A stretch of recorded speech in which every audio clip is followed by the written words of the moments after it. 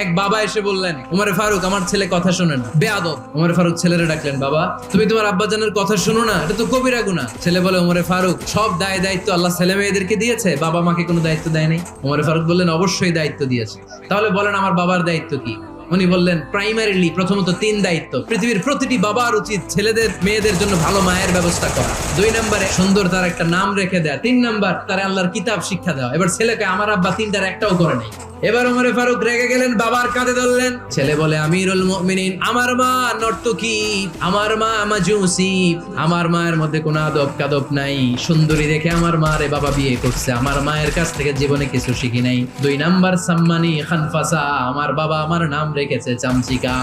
ওয়ালাম ইউআল্লিমনি হারফাম মিন কিতাবিল্লাহ, আমিরুল মুমিনিন, শুধু তাই না, আল্লাহর কোরআনের একটা অক্ষর আমার বাবা কোনোদিন আমারে শিক্ষা দেয় না। ওমর ফারুক রেগে গেলেন, এবার বাপের কান্দে দইরা মারতে শুরু করলেন। তুই ফুলার নামে